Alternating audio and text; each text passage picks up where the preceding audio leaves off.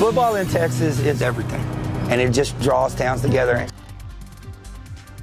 The Uvalde community coming together over the power of sports ahead of their home opener. And the team isn't just getting ready for the game, they'll also be honoring the survivors of the Robb Elementary shooting. There could soon be added protection for children left at designated safe haven locations. The system and technology that's part of a new proposal. Live from KSAT 12, the news at noon starts right now. According to San Antonio police, it looks like a motorcyclist who was killed overnight was the only person involved in the crash. It happened near Loop 1604 and West Military. A passing driver called police after 2:30 this morning after spotting the biker on the grass. As Katrina Weber reports, police say it's possible many other drivers passed by without stopping. Music blares from a motorcycle, an eerie sign that the bike still has life, even after its owner's life has ended. San Antonio police say when another driver first came upon this area of Loop 1604 near West Military, the bike and its owner were on the ground. Officers who were called there after 2:30 this morning determined that man from the motorcycle was dead. Investigators would work for the next 2 hours, shutting down the southbound highway, trying to determine how and when it happened. Still, they left with some questions unanswered.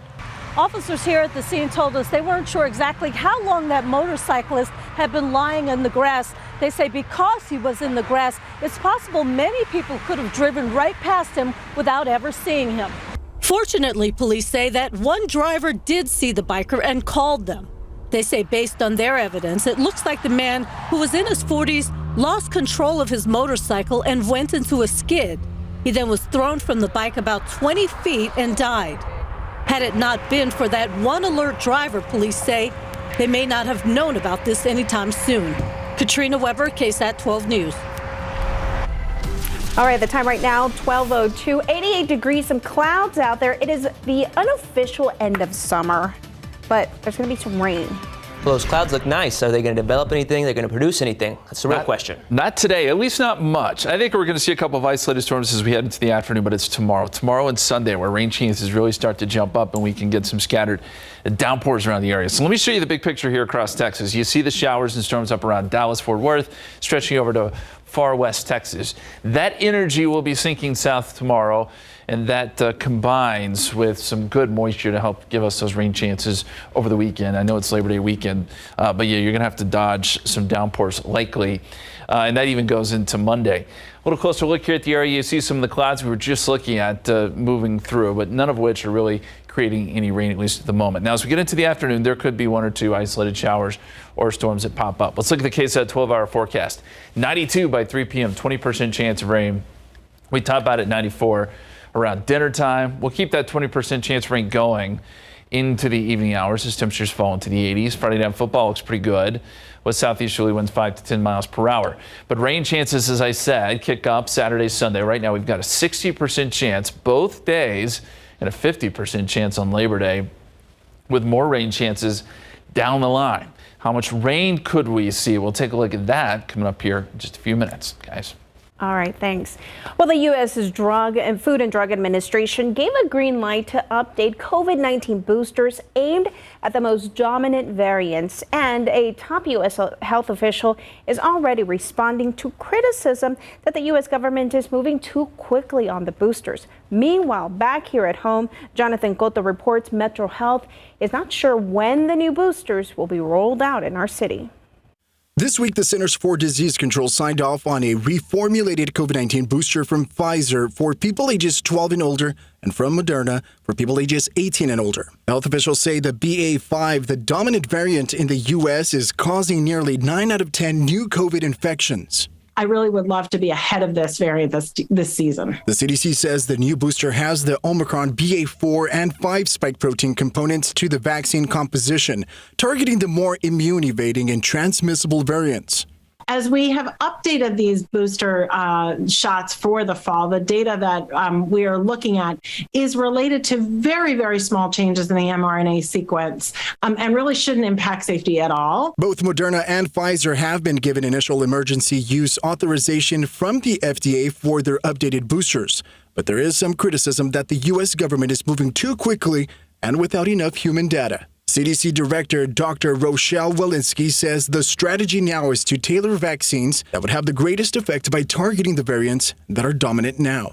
We spoke with Metro Health officials who say they haven't received any updates on the new booster for our area and add they will no longer be offering the current booster, but will resume once the new ones arrive. Reporting Jonathan Cotto, KSAT 12 News.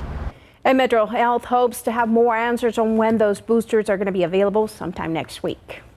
And speaking of shots, Metro Health and Northwest Vista College are hosting a pop-up clinic for back-to-school vaccines. It's happening right now on campus at Mountain Laurel Hall. They're offering several vaccines for students, including polio, measles, mumps, HPV, and hepatitis A and B. The pop-up clinic ends at 2 this afternoon. A new proposed effort in San Antonio aims to help keep children safe and find them homes.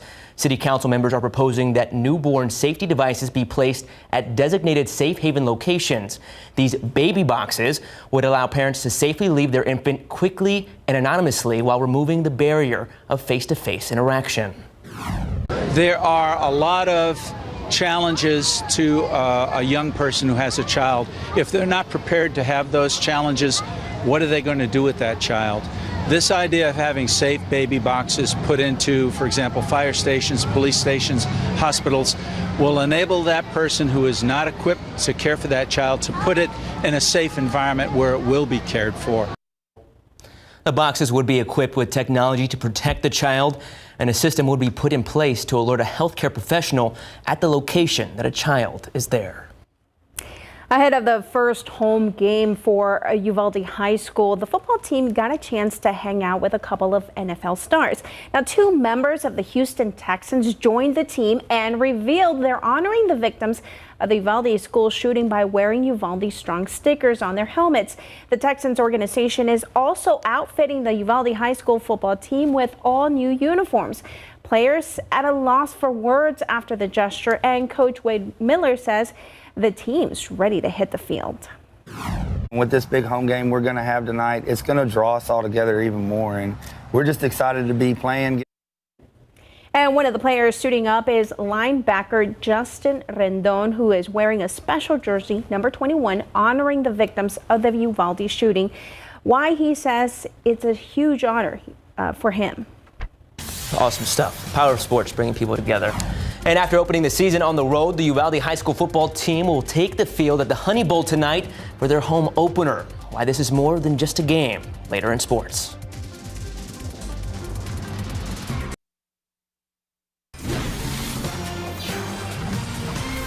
The Uvalde community is buzzing this noon. Their high school football team is getting ready to hit the field for their first home game since the deadly shooting at Robb Elementary. ABC's Michael Strahan shows us how the team hopes to unite their community while honoring those they lost. In Texas, love for football is as big as the state. Football means a lot. Everybody always comes out on Friday nights. And on this Friday night, it's the first away game of the Uvalde High School football season. Football in Texas is everything, and it just draws towns together. Senior captain Justin Rendon leading his teammates, proudly wearing the number 21 jersey. And it started off honoring the 21 lives lost at Robb Elementary School in May. Head coach Wade Miller and the football organization deciding to honor the number 21. Called some of the seniors over and I said, do we retire it? Do we give it to a senior? What do y'all want to do? And they were unanimous. Oh, that would be awesome. Awarding the jersey to a senior that embodies the humble and hardworking spirit of the team and the community. The team voting for their linebacker. I was just shocked and lost of words, honored and just blessed. Justin's mature enough to handle the pressure of wearing it. He's humble, he works hard, he helps others. His family, Mom Vanessa, Dad Eleuterio, and 2 younger brothers are his biggest fans. He gets to showcase that we're not forgetting. Justin's youngest brother, Evan, was in school at Robb Elementary. Eleuterio, a detective in nearby San Antonio, rushed home. I couldn't get here fast enough. All the what ifs started playing through our mind. But they were among the fortunate ones. I ran for about a block before I found him. I saw his face. He looks up at me and he's like, Mom.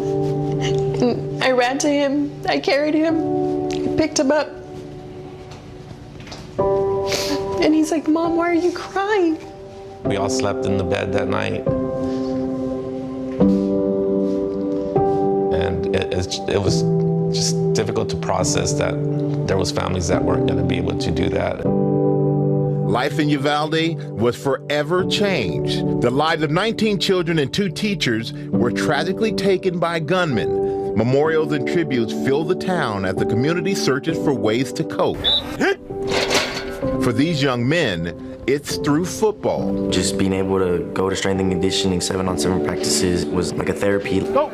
Just so everybody didn't have to feel the sadness and the sorrow. They just were able to feel the comfort of the family that we have. You can almost see a change in their expressions, and you can see their worries go away. It's like athletics is their sanctuary. This year, the team more determined to bring home win after win for Uvalde. That's all they got. Okay? Great job. Turning their pain into purpose, one touchdown at a time. At the end of their first away game, the scoreboard reading a win for the Coyotes. Right now, with the weight of the world on our shoulders and what you came out here and did tonight, I love you like you're my own children. You understand that? I could not be more proud of a group. The team scoring 21 points. It was just a sign that the 21 angels are looking down at this community and saying that they're here. 1, 2, 3, family! And before their first home game at the team dinner, a show of support from some of the biggest names in the sport. I don't know if you know it or not, but y'all aren't just an inspiration to me and to other coaches. One of the biggest and one of the ones I've been in communication with the most are the Houston Texans. NFL Texans defenders Christian Kirksey, Camus Grugier-Hill, and Coach Lovie Smith, bringing encouragement and compassion. You guys right here, this table right here, can lift this city to a whole new level. All yours. Thank you, man. Thank you. You got the 3 signatures right there. Yes, sir. Good luck tomorrow. Now you got ball out. You got the powers now. Inspired by the team, proving to be Uvalde strong. This football team loves their community. They're going to go out and play as hard as they can on every play, every Friday night.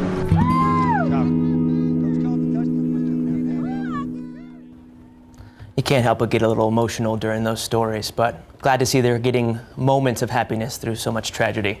And we got some good news. If you want to watch the game but can't make it out there, KSAT 12 is set to live stream the Uvalde High School football game as they face off against Wynn of Eagle Pass. And Larry Ramirez joins us in a few minutes to give us a preview of that coverage and all the other ways you can watch the games.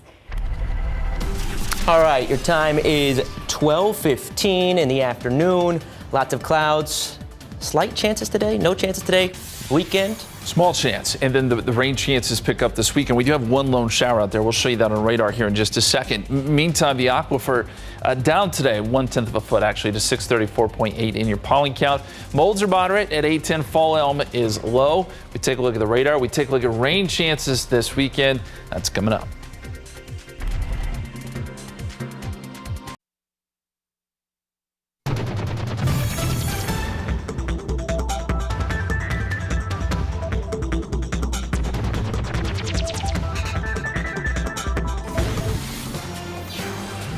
Welcome back. Well, after such a dry summer, we're finally getting some of that rain that we need. Much needed, but not enough yet, right, Justin? We still need some more? We need a lot more. We had a big hole to dig out of, and we're slowly getting there. We're eating away at this drought, but yeah, we need a lot more, and especially here in San Antonio. Hey, if you're hitting the roads today or maybe tomorrow, let's look at the forecast for tomorrow in some of the Texas cities. If you're heading up I-35 to Dallas-Fort Worth, you know, rain chances up there a little bit lower. They got a 30% chance of rain tomorrow, but you still may run into some showers and storms. If you're going east to Houston, expect rain. 90% chance of rain there. Laredo, about a 50% chance. Same story in the valley. If you're heading west towards El Paso, rain does let up as you head west. So there is going to be some action across the state tomorrow. Pretty widespread shower and storm activity, especially here in South Texas. Right now, we've got partly cloudy skies, 87 degrees. Dew point is still at 71, so it feels like 93 degrees outside. And looking at the satellite picture, we've got clouds moving up through the area, now turning partly cloudy. Some of those are trying to bubble up into some showers and storms. We're seeing one right around the Pleasanton area. And temperatures, because we are seeing more sun, starting to ramp up here. 87 degrees at the airport, 90 already in Castroville, 89 New Braunfels, 87 in Seguin, and it does feel warmer than that. Most places seeing heat indices in the 90s now. Well, let's look at the live radar real quick and show you that one storm down there. Really a shower. There's no lightning strikes associated with this. It's right on the Atascosa County line, moving up towards Highway 87. This will eventually try to work into Wilson County. We'll see if it holds together. That's the one lone shower we have. And we're not looking for a whole lot today, just a 20% chance of rain into the afternoon. So your KSAT 12-hour forecast, 94 at 4 p.m., 20% chance of rain. We go 20% chance this evening. Temperatures again topping out close to 94. And then tonight, rain chances stay in place, and then they start to build as we head into tomorrow. Forecast high temperatures, mid-90s here around Bexar County. It will get cooler as you get into the hill country with some highs in the low 90s and even 80s there.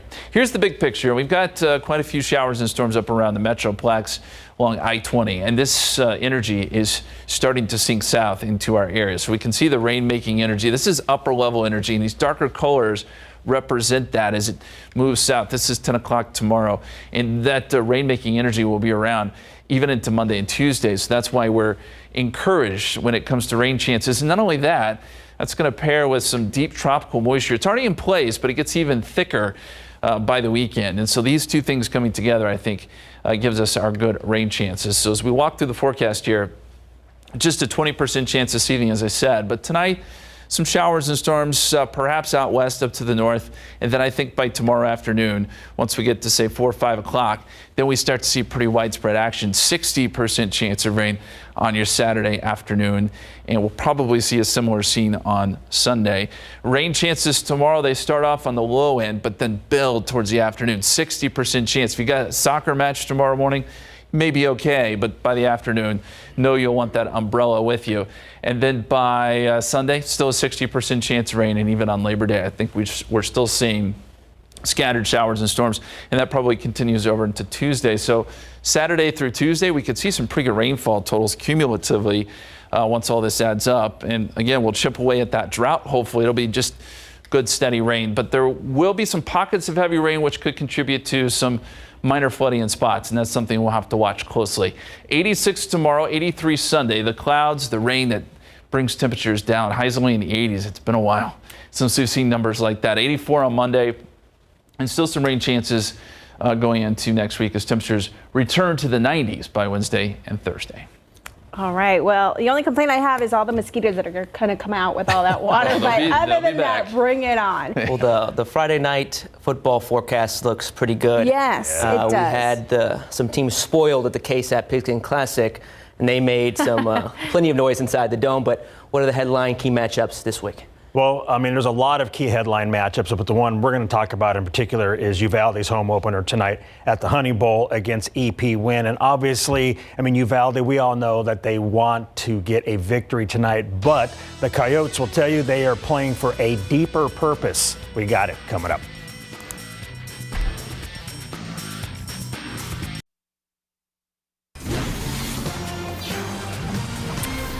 Well, we've been talking about it all morning long. Uvalde football's home opener tonight at the Honey Bowl.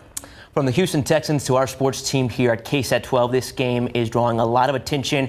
Larry joins us now in the studio. What can you tell us? Yeah, thanks, guys. I'm going to tell you a lot, that's for sure. So we went to Uvalde High School on Wednesday, where the football team had to practice inside the gym due to heavy rain, leaving their field too wet to practice on. Now, being inside did not slow down Coach Miller or his team one bit. Now, the Coyotes went 2-8 overall last season and 0-4 in district play, but they opened the 2022 season on a high note, winning at Carrizo Springs last Friday night, 21-13. The guys are pumped after beating a very good opponent on the road. Now, Coach Miller said he didn't realize they had scored 21 points, the number of lives lost at Robb Elementary School, until someone told him that after the game. And he said his kids, they thought it was cool. Tonight, Uvalde will host Eagle Pass Win at the Honey Bowl, and the team hopes they can help their community heal through football. We're doing the best we can to come together and to heal. And if we can just bring a little bit of joy for 3 hours every Friday night, that excites me to give these guys the opportunity to do that. I can't even explain the feeling. I mean, we've never been like on the spot like this. And right now we're just trying to make sure, since we're on the spot, we want to make sure like we do our things. We give all effort to everybody, you know. Everybody sees how hard we worked, and that's the main thing that we want to do, and we're doing it. Tonight, Uvalde will honor the 1972 football team that won the Class 3A state championship. Marvin Gustafson was the head coach, and Jerry Comalander was one of his assistant coaches. That team went 15-0 with 7 shutouts. I mean, they just dominated the opposition. Tonight, the current team will get to meet some of those guys who set the standard 50 years ago. That's pretty crazy. That was a long time ago. I just hope we can do good this year. Yeah. I think it's crazy that we finally get to meet them. I know some of them still live in the community, but yeah, I think it's just crazy that we get to meet them, and hopefully we can give them something special to watch since, you know. Uvalde Strong will be on display tonight at the Honey Bowl. The Coyotes will host Eagle Pass Win on a big night down there. Our streaming pregame show starts at 6:30 p.m., followed by our live stream of the game at 7 on KSAT.com, the BGC app, and KSAT's YouTube channel. Greg Simmons will call the game. I'll provide commentary, and Andrew Seeley will work the sidelines. And you got the first home game since that horrible shooting. Yep. You got the 50th anniversary of state championship. Mm-hmm. You scored 21 points your first game. I mean, can you write a better script? I mean, no. You know, the things are just falling into place. And win or lose, we hope that they have memorable time. Yeah, and the big thing, as Coach said, the team just wants to provide a positive distraction, you know, for 3 hours on a Friday. Moments of happiness amidst tragedy. All right. Thanks for that, Larry. Wish him luck. All right, a boy in New Zealand in awe. The backyard discovery made by the child that at least one person describes as the stuff of nightmares. The long holiday weekend is approaching, and you might be looking for ways to keep the kiddos busy. But was your budget prepared? New today at 5, consumer reporter Marilyn Moritz has some fun ideas for things to do that will keep both the family and your wallet happy. Today at 5, after Entertainment Tonight.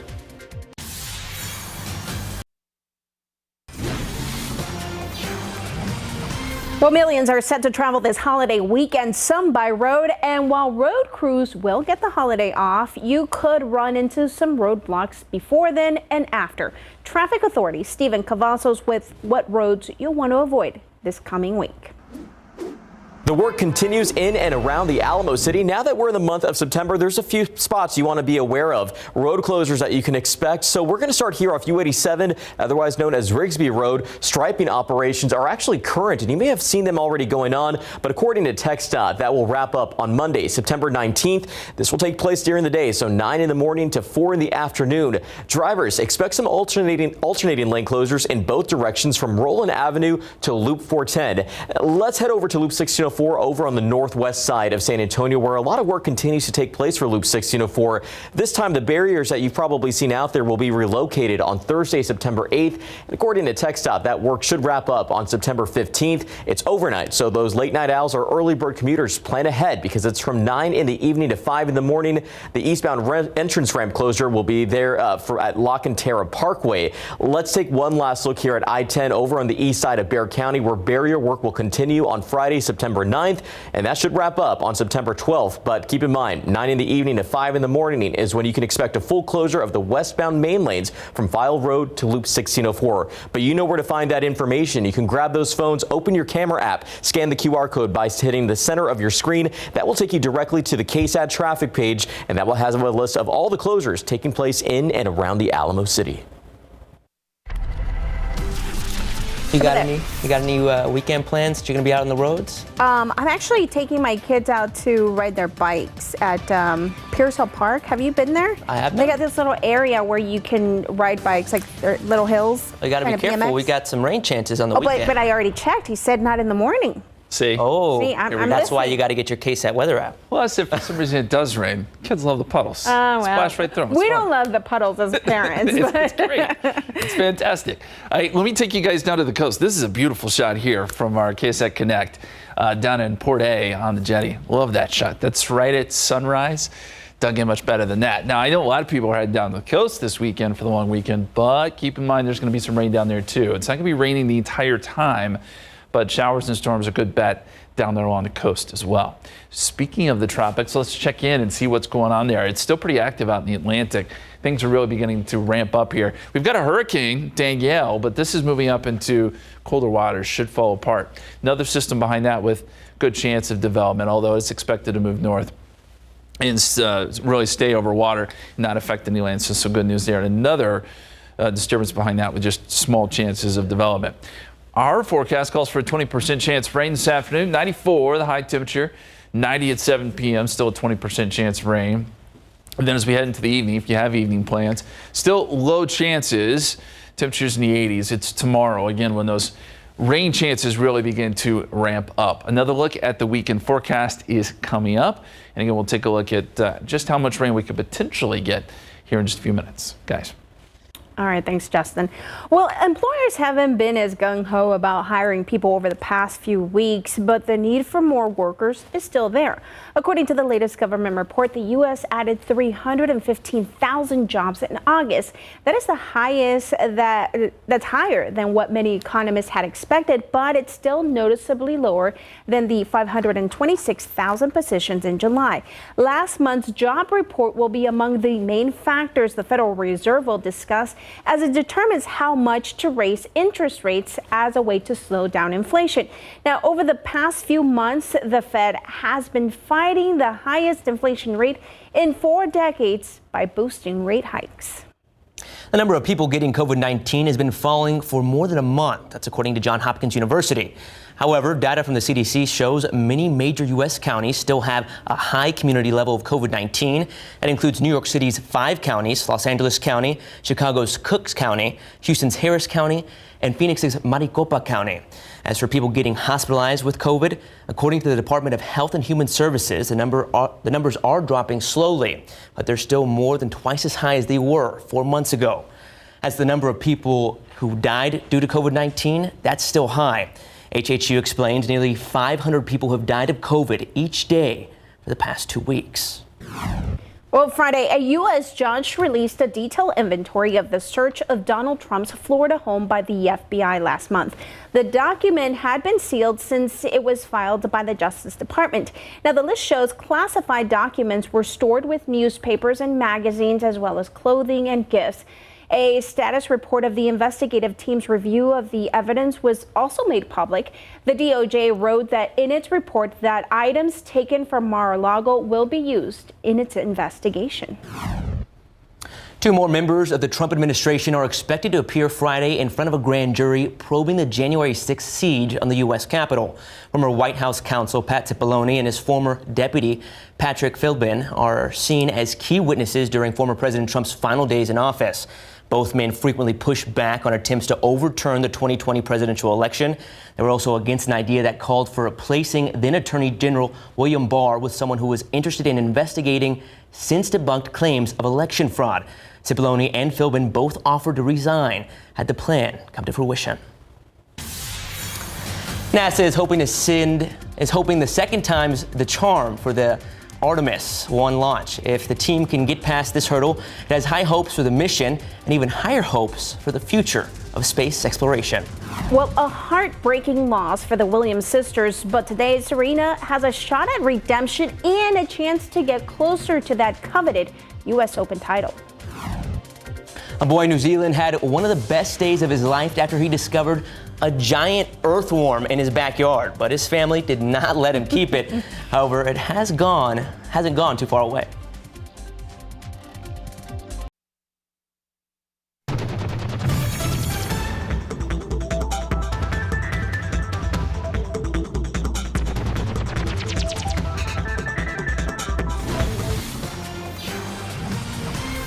Whoa, whoa, whoa. A giant earthworm in New Zealand, right in someone's backyard. 9-year-old Barnaby Domigan found it at the bottom of his family's garden in Christchurch.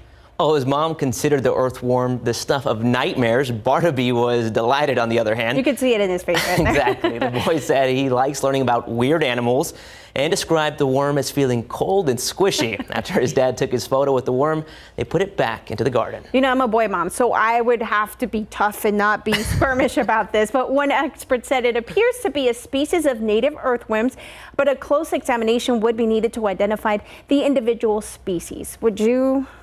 I wouldn't have touched it. Even at a young age, I wouldn't have touched it. Now, from the soil to the stars. After the mission was scrubbed on Monday, the NASA Artemis 1 mission is set to make its second attempt launch Saturday afternoon. Yeah, the weather forecast is favorable for the 2-hour launch window that begins at 2:17 p.m. Eastern Time. Here's ABC's Morgan Norwood reporting from Kennedy Space Center. All eyes will be on Florida's Cape Canaveral Saturday afternoon as NASA makes its second attempt at its Artemis 1 launch. Last night, after the briefing, we powered up Orion. We performed all the RF testing. We also powered up the core stage. All looked nominal. Right now, we're on track for a 2:17 p.m. launch. We have a 2-hour window. Monday's first attempt was scrubbed due to 2 issues. One of the 4 engines wasn't cooling down to the proper temperature, and there was a crack in a vent valve in the inner tank. That is the whole reason for this test flight, to make sure it's as safe as possible. Engineers have since repaired that crack and determined that the sensor on the engine was not working properly. NASA is using a Space Launch System, or SLS, rocket to send the uncrewed Orion capsule on a 37-day mission to lunar orbit. It's all a part of NASA's Artemis program, which aims to establish a sustainable human presence on the moon by the late 2020s. We've got a whole host of things that could cause us to not get off any given day, weather, range, or technical. But the weather forecast is favorable. I do not expect weather to be a showstopper by any means for either launch window. NASA is looking to push the Orion spacecraft to its limits in order to uncover any problems before astronauts strap in. You need to run a flight test without crew first to fully appreciate and understand, quantify, characterize those environments before you expose humans in this type of a mission. And if all goes well on Saturday, we can expect to see the first pictures of Earth from the Orion space capsule sometime Saturday evening. I'm Morgan Norwood, ABC News, Kennedy Space Center in Florida. We got some high hopes for that launch at your household, right? Yes, I'm so excited about it. I don't know if I'm excited or if it's the kids that are more excited, but we're all excited. Patty's got a future astronaut on her hands. I hope so. Yeah, he said he would take me to the moon. That's awesome. There you go. That's awesome. Is the forecast going to allow it? I think so. It looks good for the launch, at least out there. Not so much here. We've got showers and storms in the forecast, but it looks like they'll be able to launch. Weather won't be a problem anyway. 89 degrees, the high so far today. The average is 93. The record is 104. Thankfully, that's not going to happen today. We're not looking for triple digits. It is going to be warm, though. Expecting highs right around the average. We'll talk about the weekend forecast, the rain chances, and they go right on into next week. The 7-day forecast coming up.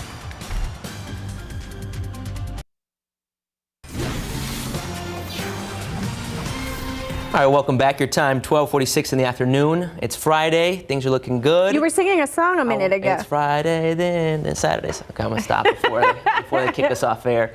But if you got weekend plans, Justin, what can people expect? It's going to be a little bit wet. We've been talking about it most of the morning. If you have weekend plans, outdoor plans, keep them, but know that you may have to dodge some showers and storms. There's pretty good odds of that with rain chances right around 60% both Saturday and Sunday. Let's first start with the rainfall where we stand. Obviously, we're just barely into September here, so we haven't registered any rain, but we have some opportunities ahead. And as we look at the year, we're at 7.22, still over 13 inches below average. So that's that big hole I was talking about that we got to dig out of. And slowly but surely, we'll chip away at it here over the next week or so. Outside right now, we've got partly cloudy skies. Temperatures have made their way into the upper 80s, 89 Stinson, 87 Kelly. We're at 88 at Randolph. Not a lot of wind out there. We don't expect gusty winds tonight. So again, if you're heading to some of those football games, it's going to be hot and humid. There was one lone shower out there that has since dissipated. These things typically don't last that long, but we could see one or two more pop up this afternoon. Rain chances are at about 20%. 85 Kerrville, 86 in Hondo, 88 Carrizo Springs, 90 already in Gonzales, and around Bexar County, generally upper 80s, as we said. When you factor in that humidity, already feels like 97 in New Braunfels, feels like 93 in Converse, feels like 97 in Pleasanton. If you're tired of the heat, it does get cooler this weekend because we'll have a lot more cloud cover in place. Temperatures actually stay in the 80s, and we can say goodbye to these heat indices. But today, it is going to be toasty. 94 by 4 o'clock, 20% chance of rain. 92 by 6 p.m., 90 at 7 p.m. And then tonight, we'll call for mostly cloudy skies. Still a chance of rain, 20% going into tomorrow morning before things really start to ramp up. Forecast high temperatures for most of us will be in the 90s today. In the hill country, you'll still find some 80s for highs and maybe some low 90s, places like Bernie. Here's the big picture. Disturbance right there, and then energy tailing behind that. That energy pushes south into South Texas tomorrow, and that's what's going to give us our lift, the lift that we need to get this rain going. A little closer look here. The satellite picture shows we've got plenty of clouds here around South Texas right now, but nothing that's bubbling up into showers or storms other than that one lone shower that we showed you. So rain chances tomorrow, they start off on the low end and then start to ramp up as we head into the afternoon. 60% chance of rain by, say, 3 p.m. And that stays in place into Sunday. 60% chance on Sunday, too. And then Labor Day, 50% chance, 40% chance on Tuesday. But I'd say Saturday to Tuesday is kind of the window in which we have our best shot at getting some rain. Some of it could be heavy. Now, as far as rainfall potential, how much could we see? I think some places are going to see more than others. That's just kind of the nature of how this rain sets up. But 1 to 2 inches in general. This is a broad brush through Wednesday morning. So this is cumulative through Wednesday morning. And then you'll see some higher totals south of San Antonio and especially down to the south and west. All of South Texas needs the rain. If we can get a good soaking rain, that would be perfect. That's what we're hoping for. We don't want to deal with any flooding, and there could be some, again, depending on where some of that heavier rain sets up. So again, 94 degrees today, 86 on Saturday, 83 Sunday. The rain, the clouds bring the temperatures down. 84 Monday for Labor Day. Still 40% chance of rain on Tuesday, 88, and then we're back into the 90s by Wednesday and Thursday. We'll be right back.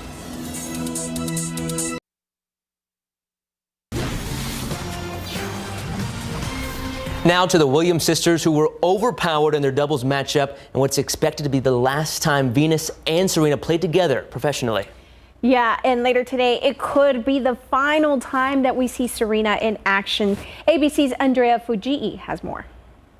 A heartbreaking loss in the U.S. Open's doubles first round for sisters Serena and Venus Williams in what could be the last time they play together in a pro tournament. After about a 2-hour match in Arthur Ashe Stadium, the Williams sisters fell in straight sets against a team from the Czech Republic. They played a packed house, and despite the crowd going wild, they could not pull ahead. A sad ending, but it's got to end at some point, and I think we figured it wasn't going to end in the finals. The sisters have had remarkable careers as partners, winning 14 women's doubles Grand Slams. But the last time they played together was at the 2018 French Open and reached the round of 16. They were, at the time, the best doubles team in the world, even if they weren't playing as much. They definitely gave it up, for the most part, about halfway through their career. This was Venus's last match of the U.S. Open after her first round singles loss Tuesday. But Serena continues her farewell tour today with the match against Australia's Ala Tomljanovic. Serena's third round match is tonight at 7 p.m. Eastern. And if she wins, she'll still have to win 3 more matches to earn the coveted U.S. Open title. She's already won the tournament 6 times. Andrea Fujii, ABC News, New York. Just a measly 6 times. Just 6 times. Well, hopefully she brings to 7. Amazing set of sisters. Yeah. Now to another amazing, now to another amazing duo, fun people to watch.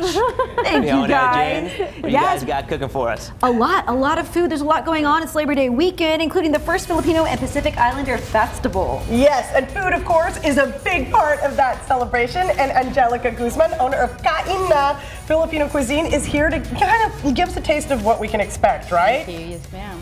So what kind, is it Filipino street food? It's Filipino street food. We have isaw, Filipino hot dog, fish balls, and kwek kwek. These are like stuff that we all miss. So in addition to, of course, some other Filipino staples, right? Yes, we have a lot of authentic Filipino food that we're gonna serve. So. Yeah, you mentioned that's not on the menu all week, so they get a taste of authentic street food there. Yes, yes, love it. Also, what's better than burgers and hot dogs to kick off the Labor Day weekend. We have Doghouse here to share some of their, oh my gosh, look at these. It just looks mouth-wateringly delicious. Yes, that burger in the middle there, it's not only the burger, it's got pastrami, it's got garlic aioli.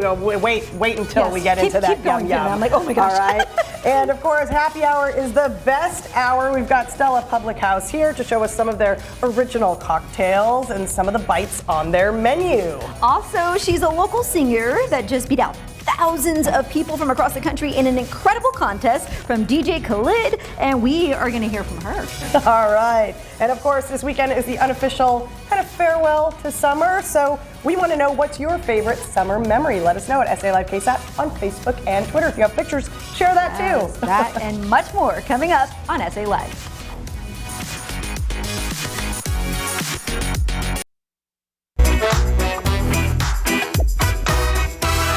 Hello everyone, these are your top headlines from Cheddar News.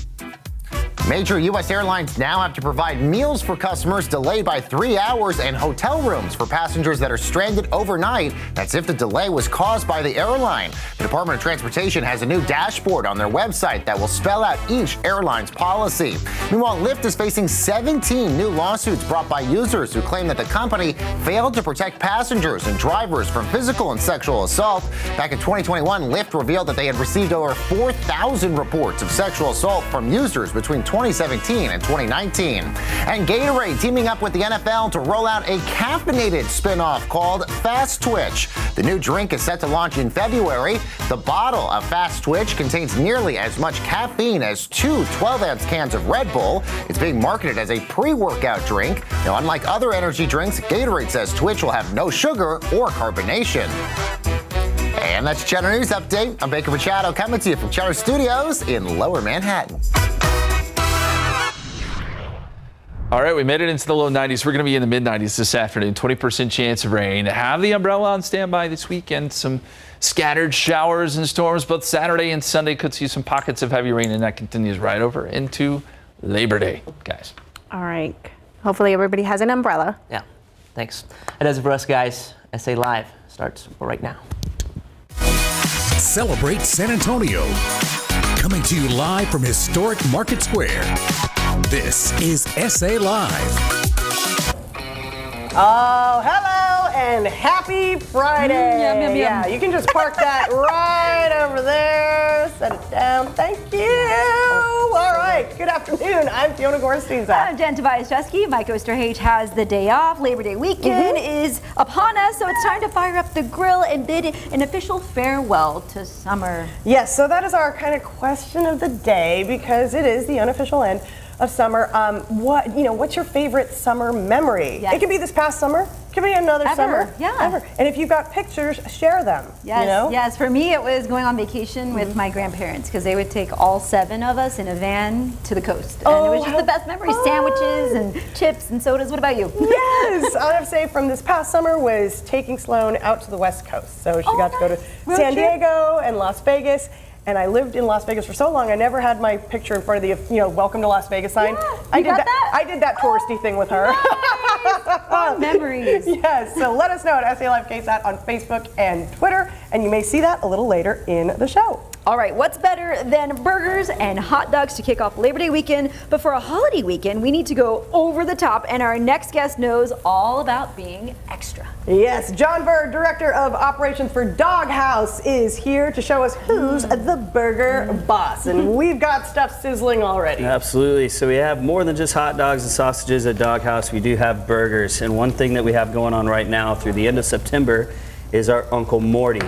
So that is a burger created collaboration with Sam the Cooking Guy, which huge YouTube hit, over 3.5 million followers. So he knows what he's doing. Right. Yeah. He knows what he's doing, all right? So what's in the Uncle Morty burger? That thing looks stacked. Yeah, so the Uncle Morty, we might want to get that mustard going over there, because part of it is the mustard pastrami. Okay. So it has garlic aioli, dill pickles, the mustard pastrami, garlic, caramelized onions. It's just a big bite of full of flavor. Lots of flavor. Oh yeah, it's awesome. And this goes for a good cause, right? Yeah, so $1 for every one sold goes to No Kid Hungry.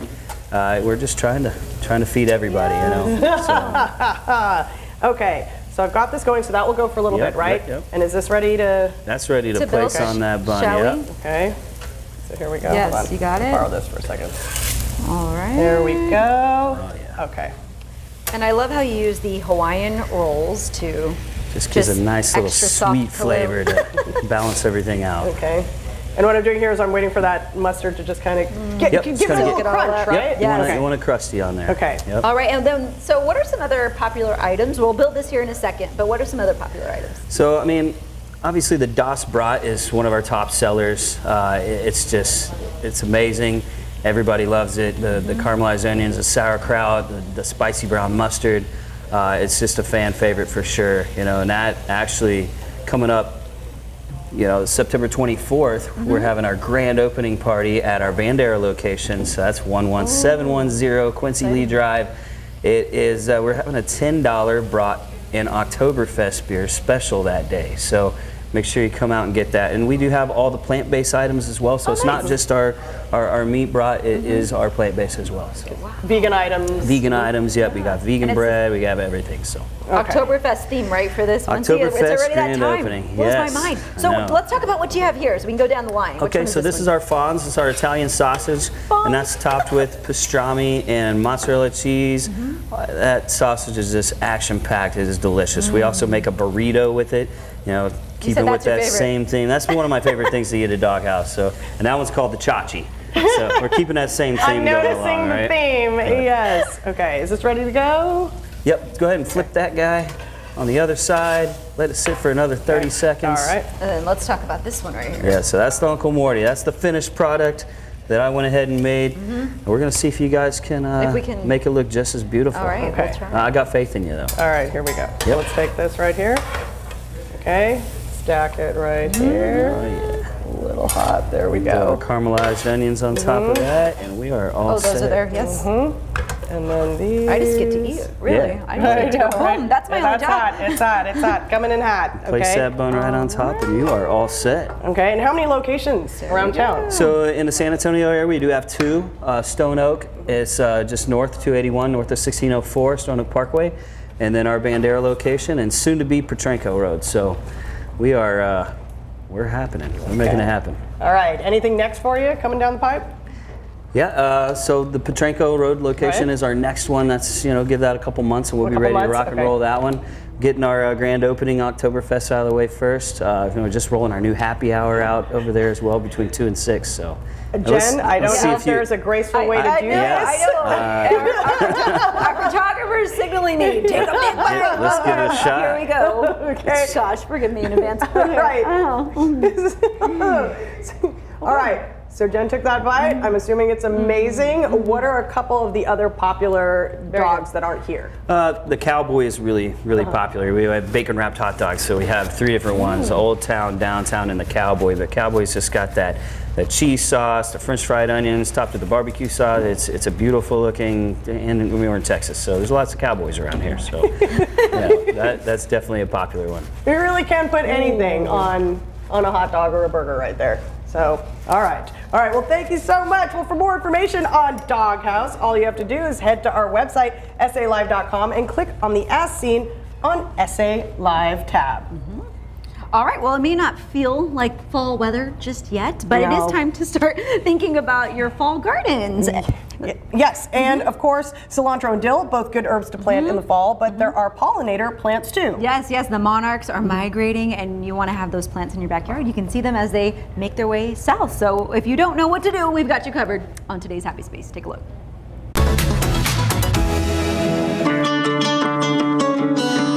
What you need to know for fall planting. Today we meet up with one of the experts here at Rainbow Gardens.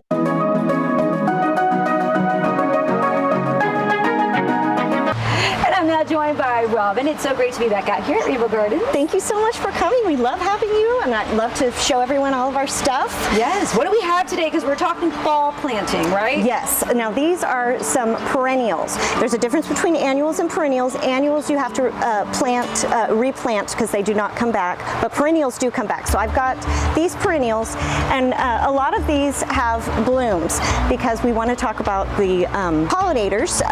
The monarchs were recently put on the endangered endangered species list.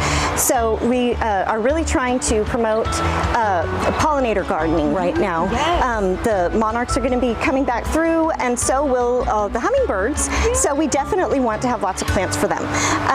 So the hummingbirds particularly like plants that have like a little bell shape, like these. So the Esperanza is nice. This is a firecracker fern. And then of course milkweed is very important for the pollinators. If you are not able to find native milkweed, this is tropical milkweed. We just suggest that you chop it down after the fall migration because it is not a native plant. So it will continue to grow. It doesn't necessarily freeze back in the winter. So we want to encourage those monarchs to keep on migrating. So we need to chop this down November 1st, and it will come back next spring. Good to know. Okay. So we've got lots of lovely plants here. A lot of these are on the SAWS Water Saver Reward Program as well. So they're drought tolerant. They're great for our area. We've got the Esperanza. We've got some lantanas. Also, lantanas are fabulous. This is a Mexican honeysuckle. Also great for the hummingbirds. Same with the firebush. Fabulous. Beautiful. I love the colors. All right, so we've learned about the plants, but next we're going to talk about what we can grow and actually eat, right? The veggies? Yes, definitely. So right now is a fabulous time to plant wildflower seeds. Anytime between now and the end of October. And when we plant wildflower seeds, what we definitely want to do is make sure that we put them in an area that has been prepared. There's not other weeds and grass there, so we want to, we might need a rake, but then we're going to scatter the seeds and step on them. You can also wet the ground beforehand so they don't blow away, but then you're going to step on them to kind of push them in, but you don't want to cover them up too much with the dirt so that they can germinate. But now is the perfect time. These are great for seed balls also. And some things we can plant now. These are the #1 herbs that people are always asking for, dill and cilantro. And they are not warm weather herbs. They just die out. So we do have them in now. So now you can get your dill and your cilantro. Those can grow in the fall. And then as far as veggies go, we've got some cauliflower, some lettuce. We also have broccoli and cabbage. Those are all available right now and can be planted through September, so you're going to want to get those in the ground soon. You want to make sure you use a great potting soil. I like the Fox Farm. It's got lots of nutrients, but get a very good potting soil. And you don't necessarily have to plant your veggies in the ground. You can use a grow bag, one of the fabric smart pots, or you can use a plastic pot. If you have any other questions, please come by and see us. We're happy to help you out with all of your gardening needs.